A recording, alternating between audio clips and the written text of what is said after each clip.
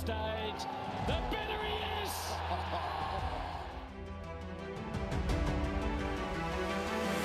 Bulldogs are going to triumph, and what a triumph it is! The sweet sound of the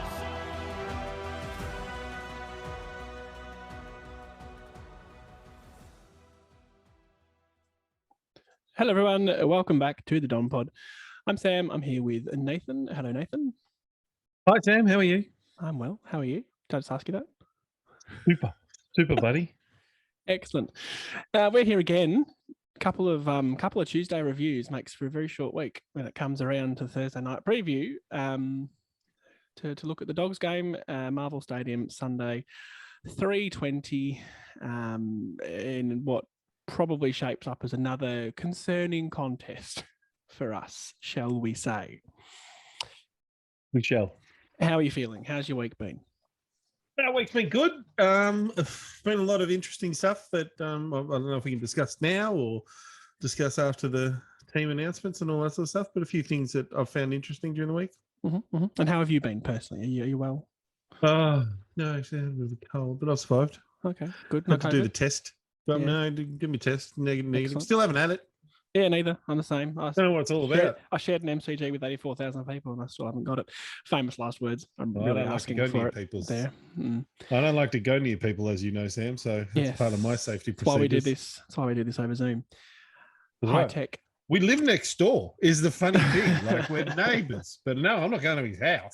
Trust funny. me, this is way He's too always much. Cooking cabbage.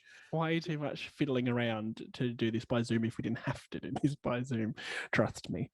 Don't lie, Sam. We're neighbours. Yep. Okay, sure. Because everyone lives in the area, like the guy you gave the footy to. Yeah, Kane. I hope it's I Kane. think yeah, Kane. It was Kane, yeah. We live about an hour away, so not quite neighbours. So we're going 1 and 5. We're 16th on the ladder. The Dogs aren't much better, 2 and 4 and 11th on the ladder. Healthy percentage for them, but still 2 and 4 is not where they would have thought they would be. McGrath's 100th game for us, and Nick Hines' 50th AFL game. Obviously, not all of them with us. If he plays, I'm assuming McGrath's a bit more of a sure thing than Hines, but we'll get to that. I'm pretty amazed Hines played 50, to be honest. Like, he played a full year last year. For St Kilda. How many did he play at St Kilda? Like, he didn't play AFL. Did he play AFL footy before that? Was just 20. VFL? No, he's VFL before that. I guess. Yeah, fair enough. Not a healthy looking recent history against the Dogs. We've won 1 of our last 5, which was, of course, the Peter Wright show late last year. An average losing margin across the 4 other games of 9 goals. Yep. Which for those counting along at home is 54 points. Not fun. Last time we played, obviously, the elimination final of last year. Dogs won. We have to talk about that one. 9 points. I'm just going to touch on it briefly. It's important to give us all a picture of nothing really. Dogs by 49. We kicked 4 goals on the day. Stringer 2, Parrish Smith 1. Parrish 35 touches, Merritt 31. Then it dropped off significantly. For the Bulldogs, Waitman 4, Norton 3, Shaki and Hannon 2, Bailey Smith and Vandermeer 1. Jack McRae had 36 touches and 8 clearances, and Liberatore had 35 touches and 7 clearances. And can I also throw in there that was, I reckon, one of Sam Draper's best games. That game, I do recall him being very dominant in the ruck in that game. I've tried to block it out. Okay, as much as I can. I want to have words with the AFL. I think they planned this. They planned Ginnivan doing what he did on Monday, and now straight away we have to play the Bulldogs and Cody Waitman. That's more. Oh God, I hadn't thought of that. That's more than I can handle. Cody Waitman. I actually like Waitman more because of Ginnivan. What? Though. Only because at least Waitman did it in a final kind of thing. Like it was. Let's have a bet on how many times Waitman throws his head back. Oh, yeah, I know. But against us specifically, I don't make a habit of watching him play other games. Also, your mic cuts out with the high-pitched, so just be aware. Don't do high-pitched. Please, yes. Just for the benefit of those at home. Yeah. So, yeah, a bit of a drubbing, but obviously 4 weeks before that, we did beat them by 13 points, I think it was. Peter Wright, 7 goals, still one of the most happiest I've been watching a game of football. Yep. But anyway, in terms of the teams, another Sunday game. So we have extended benches, which makes it pretty hard for us to really talk about. But for us, in comes Zach Reed, Nick Brand, and Tommy Cutler with no outs just yet. That means Hind is in that team. Mm-hmm. Hind is essentially in. For the Dogs, bit of a long one here. Rourke Smith, Vandermeer, Mitch Wallace, Hayden Crozier, and Jordan Sweet in. Out goes Anthony Scott under the health and safety protocols, and Ugel Hagen with omitted, which I thought was interesting. For them, I know he hasn't done an awful lot, but it's a bit like us on that whole kid thing. He's going to be a bit of a So, I agree. You know, I mean, I'd love him at Essendon. He's the sort of player that I think we'd love, great so height, Jamara, great talent. if you're listening, Wasn't he an Essendon supporter as a kid? I have no idea. You just say that to him because Was he not like an academy pick or something? So I'm guessing he was a Bulldogs just say he was an supporter. Essendon supporter as a kid. Let's just say. Yeah, okay. Find a photo somewhere of him in a red and black jumper. Sure. Yeah, done. All right. We'll get what do they call them? The boffins onto that. Is that the right word? That nearly went south very quickly. The bottoms. Well, no, don't worry about it. We're not going there. Mm-hmm. Obviously, again, we're going to have to speculate with this because we don't know. We talked about missing a trick with the 2 ruckmen for Monday. Would have been nice. So it would also be nice for Brian to come in. We assume Zach Reed is there in case Laverde isn't fit. Yeah, it would. Yep, go. Possibly that's the assumption. To replace Zerk Thatcher. I wouldn't mind that. If Laverde's fit, then I would love Reed to come in for Zerk Thatcher. If we're reading into the bench as we always do, Cutler, Bryan, and Reed are the last 3 named on the bench, and then Hines 4th last. So that doesn't exactly scream. Yeah, if we're doing our reading in thing, then there's no changes. No changes, yeah, but I don't know. Which I think would be horrible. Could you handle that? No changes from that? You don't have no changes after a loss. Sorry. No, you don't. Exactly. And like, it's not like we played well. We didn't. Like, there were guys that were down, and now I noticed the Dogs have got in their ins is Jordan Sweet, who's their reserves or VFL ruckman. Mm-hmm. So they also might be concerned on their bench. Yeah, also no much to defend. But they also might be concerned about the ruck situation, either with Draper because of what's the dog he's ruckman? So Steph Martin, that would be a big battle for him. So I really hope. Like, I'm struggling to get something out of these games at the moment, Sam, to be honest, because I'm not expecting to win. So I'm looking for players. Sorry, the only argument, I guess, for not playing. Brian, they're not overly tall. Like Zane Cordy, but if they bring Sweet in, all of a sudden they're playing 2 ruckmen. But then, yeah, we're kind of going against our own theory. I think Brian plays just because I think it works in the side, and well, we think it works because it allows Peter Wright to stay as a forward, to be useful. And Peter Wright kicked 7 goals against them, not last time, but the time before he played them at Marvel Stadium. So this is the other reason why I would pick a tall. It's at Marvel Stadium. The roof will be closed. The roof will be closed. Go, Ruthie. The roof will be closed. The conditions will be perfect. It'll be dry, no wind. I don't normally refer to the comments this early. Someone's jumped in. Bomber's page are promoting Reed and Brian back for second games. So would assume both of them are playing. Okay, I hadn't seen that. Thank you, Nathan. So that's good because it's what we want at the moment, don't we? We want to see these sort of guys in the team. Tom Cutler makes a great medical sub. Absolutely. Yep. Because of his flexibility, forward and back, can go on a wing if need be, all those sort of things. He's pretty flexible, makes a great, sort of player and all that. So, and there's no point. We're not pushing the 2 outs. We're not pushing for finals. So play the bloody kids. There's nothing. And Zach Reed's now played. Zach Reed's played 4 games in the VFL. His last 2 have been quite good. Yes. Well, good. But he's done that the right way. We've built him up. Bit of match fitness. She's not going to come in underdone. Nope. Hallelujah. Maybe we're learning. And I don't know who the matchups will be. Like he might go on to Norton at different stages, or he might go to if Sweet does play, or guys like that. Will be rotated through there. Cordy might be someone to match him up, but he's gonna if they do play two ruckmen, he could at least play as the guy playing on the second ruckman because he's 203 or 4 centimeters. Is that Zane Cordy and Aaron Norton, their two big starting forwards, are 195. So straight away, right. He's got the height. Yep. And straight away, too, Laverde, if he's fit, which we don't know, he will match up against one of them. He's only losing 2 centimeters, not 5 or 6, as he normally does. Yeah. It's interesting looking at last 2 games against them, the win in the regular season and then the loss in the final. In the win, we actually smashed them in clearances, 31-47, so plus 16 in all clearances, not just centre or stoppage. In the loss, they beat us by a bit less, only by 8, 37-45. So we know the Dogs have this insane mental midfield. High possession getters. Yep. As we saw. They don't like to share the ball. In that final last time, 36 to McRae, 35 to Liberatore, and 15 clearances between them. That's unreal. Yep. We better hope the Parish is fit.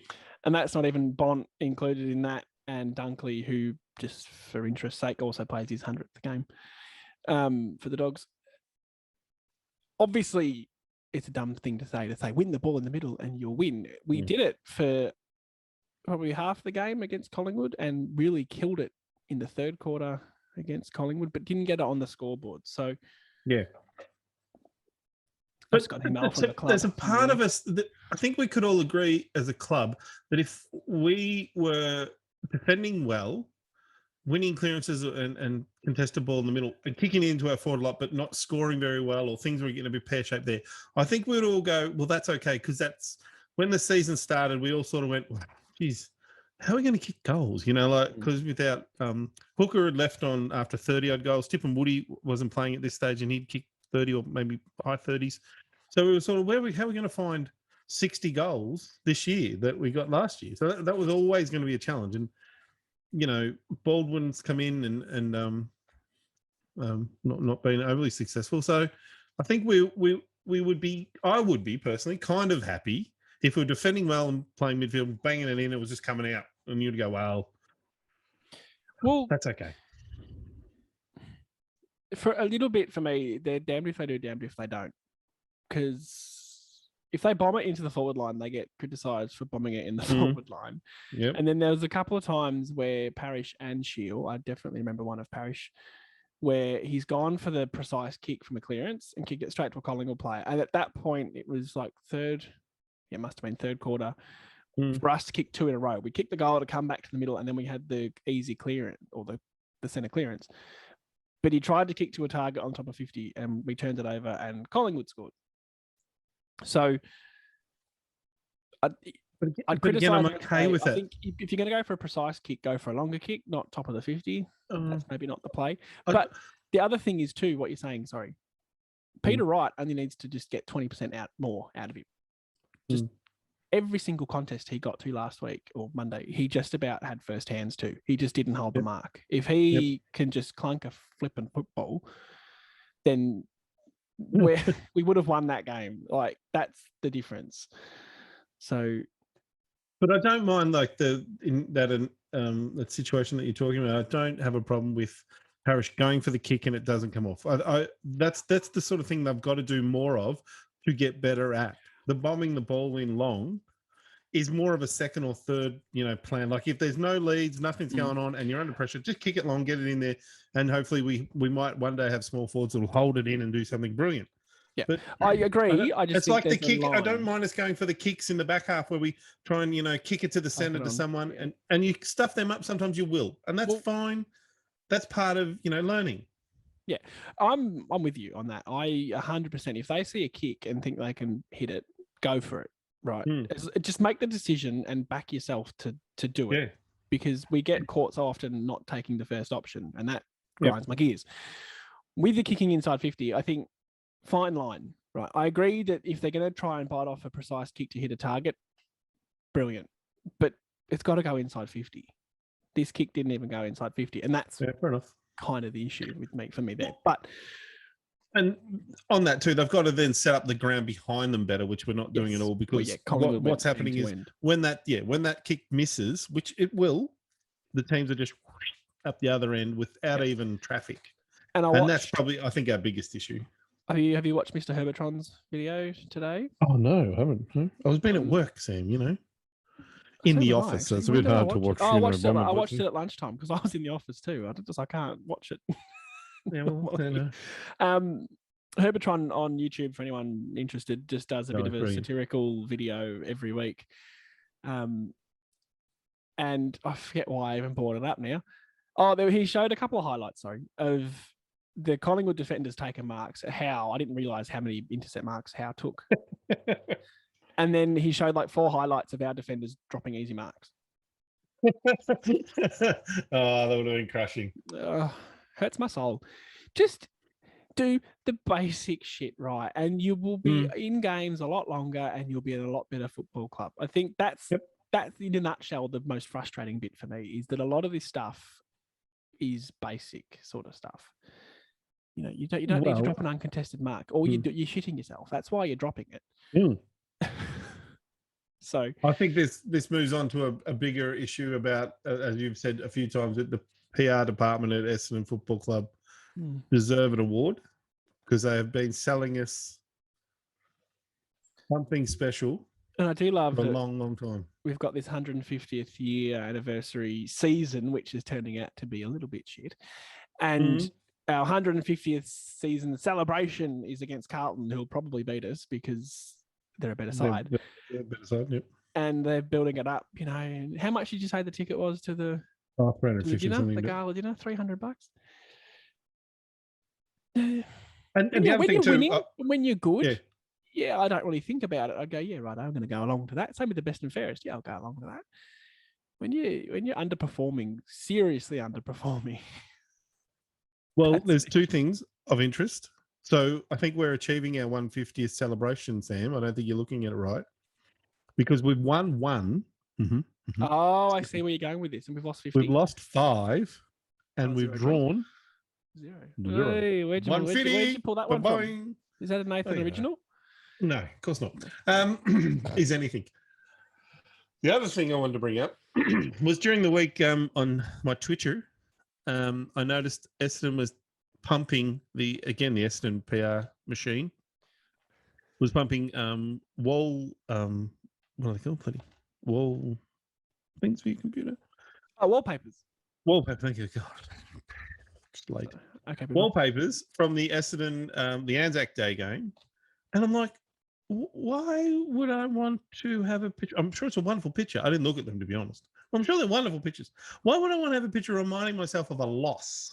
How can you pump that? Like, maybe not even the Adelaide game, you would want to put that out as a promo thing. Oh, let's get wallpapers of this game. We won by 3 points. I think the only photos this week that are worth looking at is the Anzac observance, the ceremony bit at the start. That looks really cool. Wonderful. Yep. Other than that, I don't need constant reminders of we the lost. Game. We fucking lost. Yeah. We're 1 and 5. What are we promoting at the moment? I love how you bleep your own expletives. It's great. Well, it's part of that. I've got a button. You got a button? Oh, nice. Wish I had a button. Now we for now, yeah. I won't throw this at you yet. I think we struggle a little bit with the previews. Just a little bit of something to talk about. It's a bit dry. We look at last game. We say if we kick more points, we'll win. Pretty standard. Especially hard on these Sunday games where there's the ins and outs are all speculative. Are hard, you know. And like it was we're 2 not days really after talking our about review. And we're still salty. We're still sad over that. So I did some stuff for you, and this is for the listeners live on Facebook as well. Glory and Fame on Facebook, soon to be the Glory and Fame Don Pod. I've put in a request to change our name. I got a trivia question, just a bit of obscure trivia, and then who am I? Is it footy related? Because I'm not. It's Essendon related. It's Essendon related. Oh God, thank God. It would be almighty stupid of me if it wasn't Essendon. Well, yeah. Okay. Okay, again, not super proud of this question. It's just I think it's an interesting answer. What you say? You're not super proud of the question. Yeah, okay, I'll just get to it. In what year did Essendon start and end their season with a 100-point win over Footscray? Oh, come on. Round 1 and round 22. So there's a clue in that. And Footscray. Well, the round 22 obviously does its. Tell you that no. Now I'm doubting myself. It was Vanderhaar, I think, kicked 5 in the second. Oh, okay. So we're in the 80s. Correct.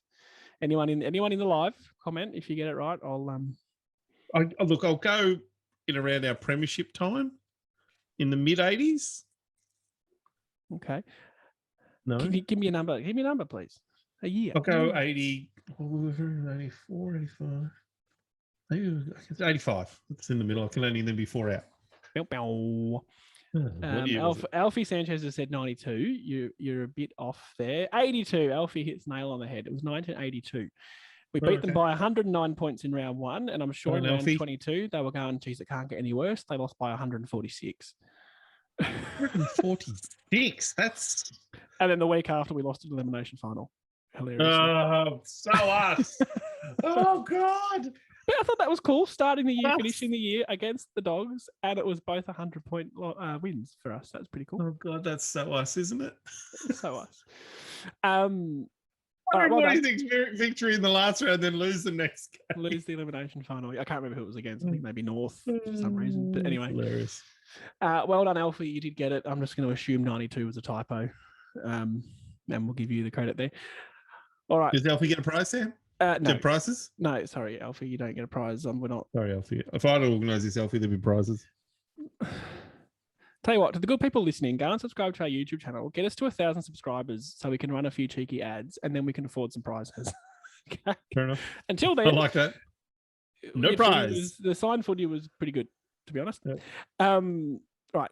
Last one is a bit of a who am I?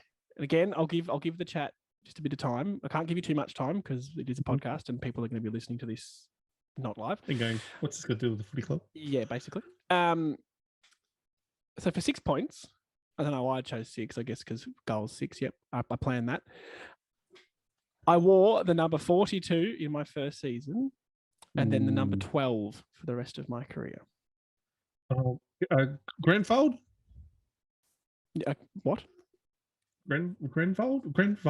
What's his name? Are you having a stroke? Are you okay? No, I'm not having a stroke. Okay, what's this? Okay, the other number 12 that comes to mind was recently was what's his name? When did he go into property development? Oh God, this is annoying. But you know I hate these things. I do. All right.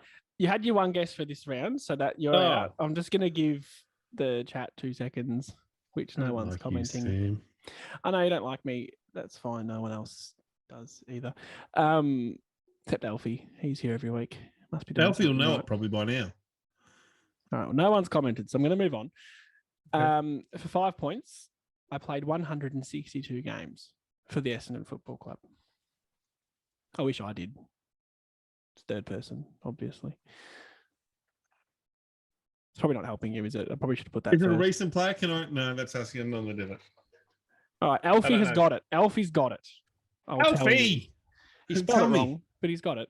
I'm going to keep going until you get it. And for the listeners at home, I debuted in 2002. Yeah, it's the one I'm thinking of. But until you can tell me the person's name, you haven't got it. Until you can tell me a name. Not Welsh, the other one. That's not an answer, champ. Oh. For 3 points, I retired in 2011. You'll get it now. For 2 points, my surname is also a nationality. Welsh. It is Welsh, exactly right.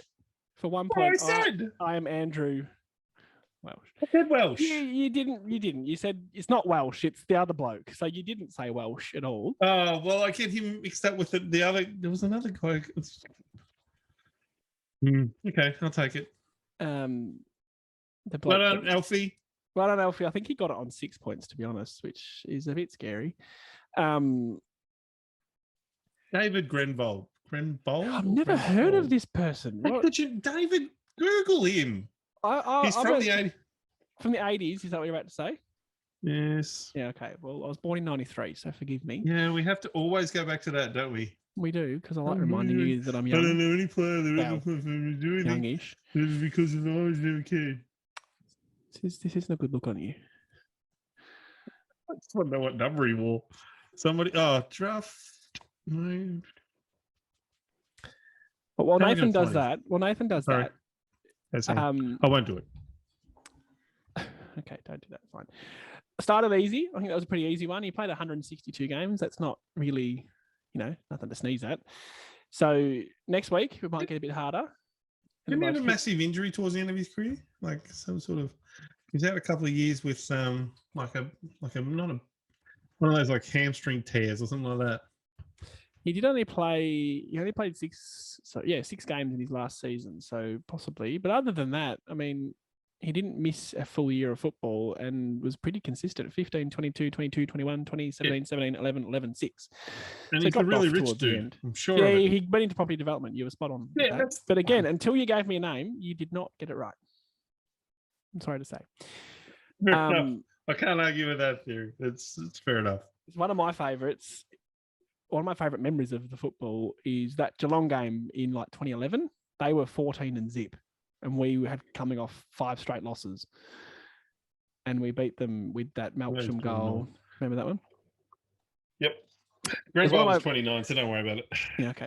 One of my early games of actually going to football, because I was quite young at that point, and one of my very first games sitting behind the goals, and Andrew Welsh had a set shot, and if he kicked it to me, he was kicking it straight through the middle.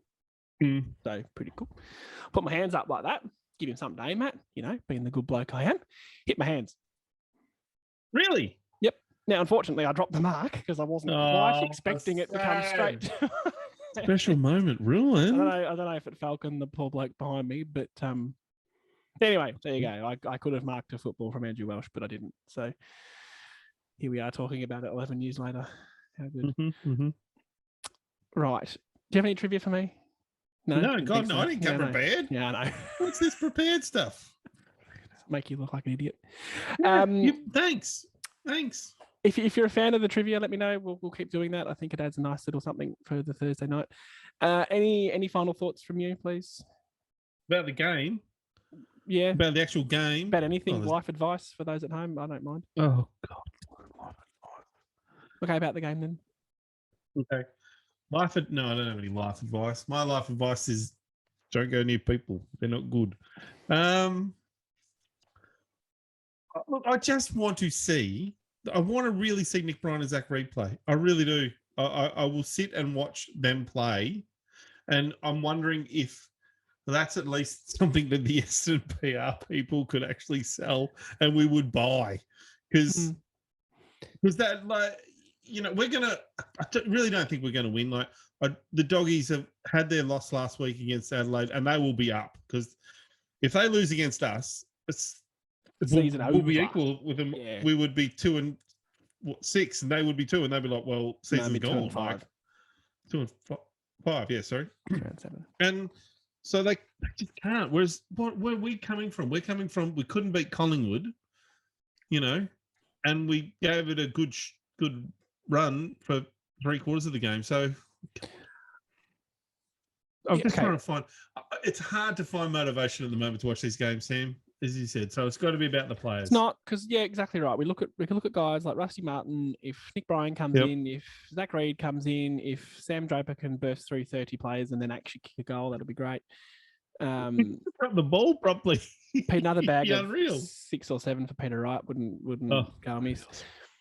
You're right. We're looking at the players now and just the individuals to see and start looking towards next season and when we might actually start seeing a decent football side. I found myself, Sam, this week looking at the draft prospects. Yeah, you did. You were talking to me at the time. For 2022. And do you tell them what you did? What did I do? You know what you were doing at the same time? Looking at a contract players. Oh yeah, I was looking at out of contract players at every other club just to see if we can nick a tall forward. Who did we come up with? There was one. It was It McStay was from Brisbane. McStay? Yeah, McStay. McStay, McDo. yeah, from Brisbane. No, like source or anything. We just looked at out of contract players and went, oh yeah, he'd work. Well, and our theory was there that what's the guy? Hipwood. Hipwood, yep. Will be back in that team, so you would assume that would push him out. Becomes number 3, yeah. Yeah, so he might be a bit, well, stuff this, I'm going to go look at another club. Not to blow our own trumpet either, but we did call Peter Wright 6 months out, or 6 months before. Unfortunately, it's not on a podcast, but we were sitting here going, geez, Peter Wright would be all right, wouldn't he? And then, sure enough. Well, we both went, well, Peter Wright's an interesting. He's not getting a game up there. Top 10 draft pick. Yeah. He's a pretty big guy. Like, what's wrong with him? Like, is entirely why we like him so much and want him to do well, because we called it. Yep. We'll never have proof. I should just read through the comments from the lovely people. I forgot that bit. Yes, do that. Andrew Neo back again. Must play Brian and Zach Reed and move Cox down back. Interesting for Cox down back.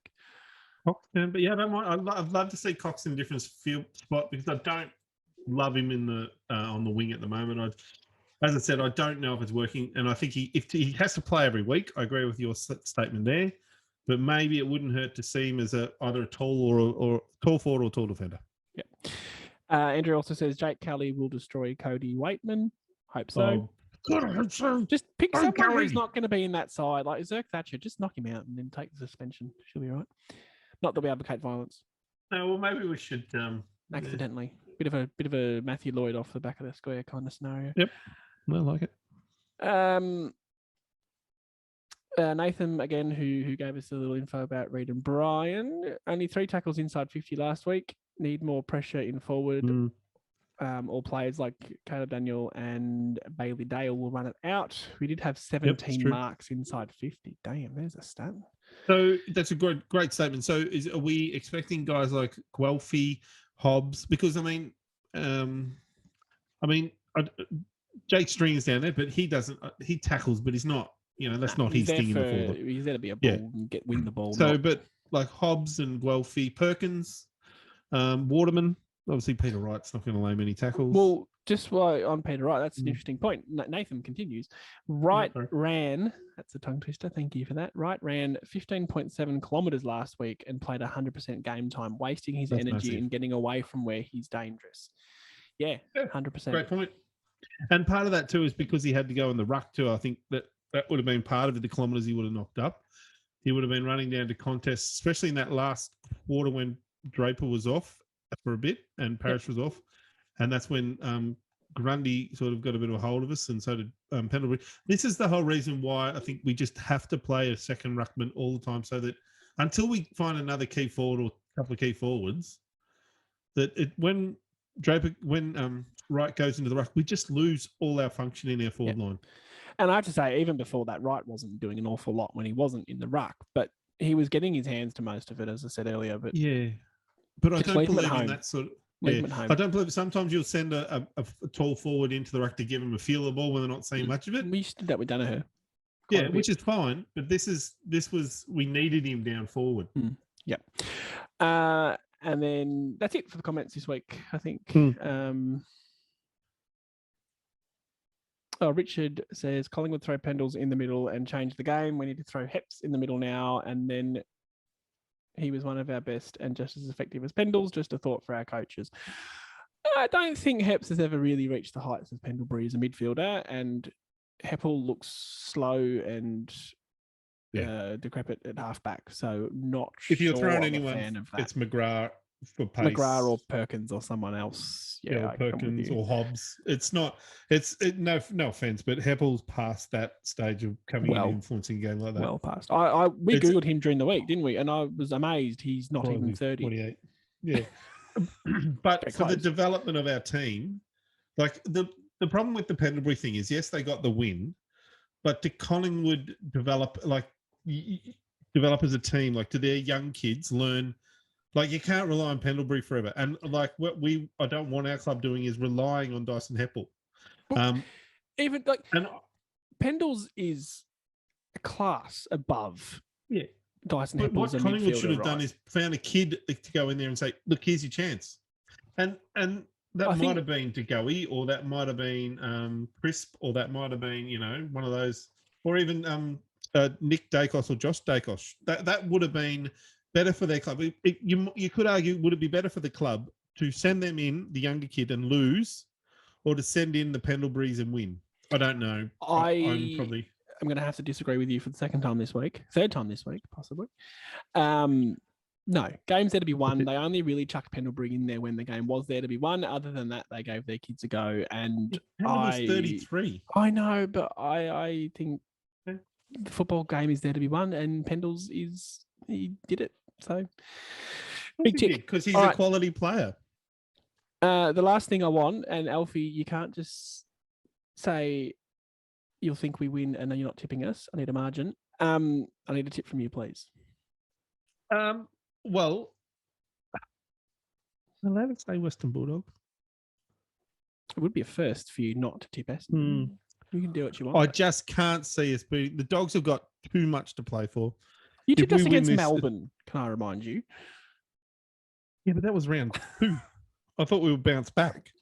Okay. Three. All right, we'll give us your tip then. Whatever. I still thought we could bounce back. Okay, Now all right. bouncing is where flat as a pancake. Righto, give us your tip. What about yourself? Well, Bulldogs by Bye. 35. Wow. Wakeman to kick 5. Yeah, probably. As long as he doesn't shush the crowd, I'll be right. I will say 3 goals from free kicks that we don't like. do you want my honest opinion or my podcast opinion? Well, you can give whatever you like. I'll give my podcast opinion. Dogs by 33. What's your honest opinion? Dogs by 133. As you can see, folks, this is now the Western Bulldogs podcast. Yeah. We quickly changed the name to the Dog Pond. Hey, that would work. The Dog Pod. Dog doesn't quite. It's way more of a tongue twister than the Don Pod. The dog, every time I say that, I want to say the Dong Pod. The Dog Pod. Dong. The kennel, I guess we would just call it. Yeah, the kennel. No, I'm hopeful that Reed can have an impact. If Brian plays, I'm hopeful that he can have an impact. It's a game I can see we might pinch a win, but I just think you're right in what you're saying about the Dogs. They have a lot to play for, and they played in the grand final 7 months ago. They're a good side. It can't turn pear And shape. Cody Waitman is exactly the kind of player that will kill us and drive every single one of us insane. My only dream is that, well, besides a couple of Essendon players play that I want to see, is that Kelly keeps him to none. Kelly even gets a goal himself.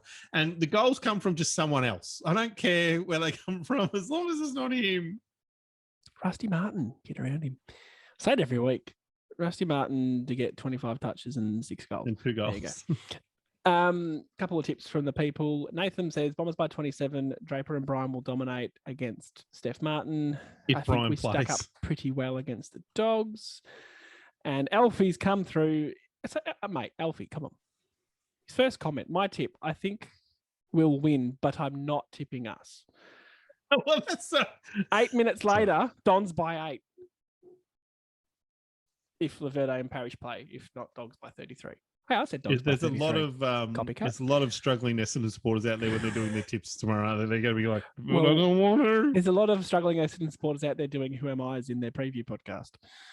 Because Let me tell the you. year has gone that bad that we're like, well, how do we not talk about us losing again? Anyway, I just got a text from my mother saying that my dad is listening tonight. So hi, Dad. Hi, Mr. Cantwell. How are you? Just a side note. Hello, Sammy's dad. All right.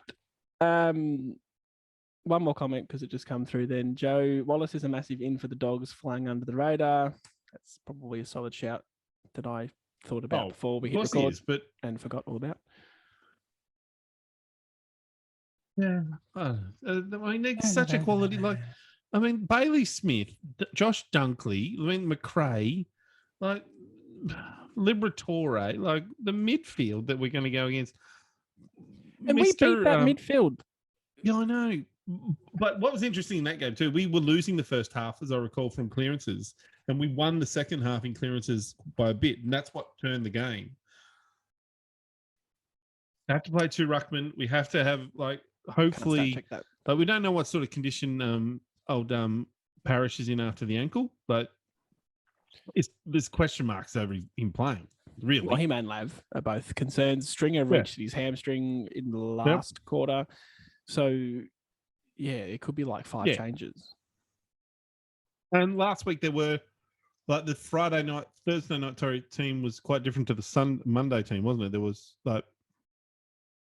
we thought it was Brian all the last ins week. were in except Brian. Yeah, which may have only been 2, but anyway, we'll find out tomorrow. Hine was out. Hine was the interesting. Hine was out, but then got the Medi sub.